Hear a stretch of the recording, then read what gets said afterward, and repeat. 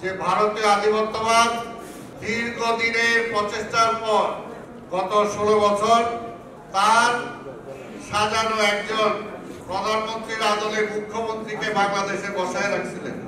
নির্বাচনটা হইলে কার লাভ আর নির্বাচনটা ঠেকাইলে কার লাভ? আরে ভাই, নির্বাচনে ভোট দিবে জনগণ, তাহলে সেটা কারা ঠেকাইতে চায়? তাদের স্বার্থটা কি, তাদের লাভটা কি? আমি বুঝি না হঠাৎ করে কি হয়ে গেল। আওয়ামী লীগ মুক্তিযোদ্ধা রাজাকার নিয়ে রাজনীতি করে। এখন আওয়ামী লীগ বিতাড়িত হওয়ার পরে আবার এই বিষয়টা যারা নিয়ে আসলেন, কি কারণে আনলেন? কি কারণে আনলেন? একটা জিনিস বোঝা দরকার যে এই মুহূর্তে আমাদের সবচেয়ে বড় মূল কাজটা কি? যে ভারতীয় আধিপত্যবাদ দীর্ঘদিনের প্রচেষ্টার পর গত 16 বছর তার সাজানো একজন প্রধানমন্ত্রীর আদলে মুখ্যমন্ত্রীকে বাংলাদেশে বসায় রাখছিলেন। তাকে যখন বিতাড়িত করা হয়েছে, তারা যখন প্রশ্রয় করছে, তখন সেই আধিপত্যবাদের বিরুদ্ধে যখন আমার দলের চেয়ারম্যান, ভারপ্রাপ্ত চেয়ারম্যান দেশনায়ক তারেক রহমান বলেছেন বা বলছেন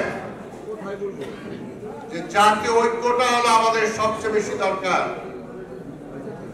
যেমনি ভাবে মুক্তিযুদ্ধের মধ্যে দিয়ে জাতীয় ঐক্য সৃষ্টি হয়েছিল, আওয়ামী লীগ ক্ষমতা আসার পরে ঐক্য নষ্ট করেছিলেন।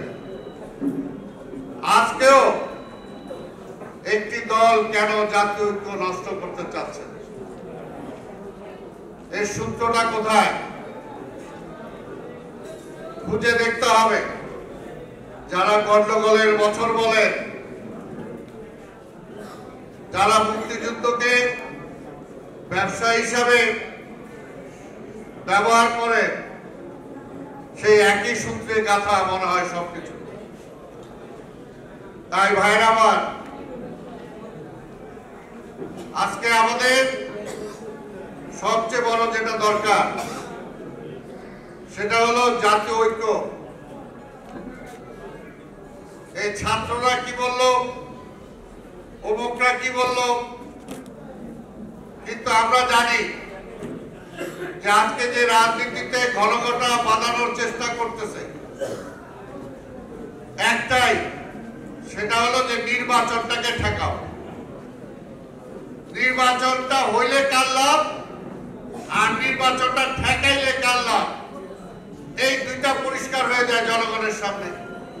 আরে ভাই, নির্বাচনে ভোট দিবে জনগণ, তাহলে সেটা কারা ঠেকাইতে চায়? তাদের স্বার্থটা কি, তাদের লাভটা কি? আর বিএনপি কে ঠেকাও। আগে বলতো -2 ফর্মুলা, হ্যাঁ -2 ফর্মুলা তো এখনো জানি, অর্থাৎ খালেদা জিয়া তারেক রহমানকে মাইনাস করো, তাহলে বিএনপি মাইনাস হবে। আর বিএনপি মাইনাস হলে ওই ভারতীয় আধিপত্যবাদীরা যেরকম চাবে সেই রকমই দেশটা চলবে।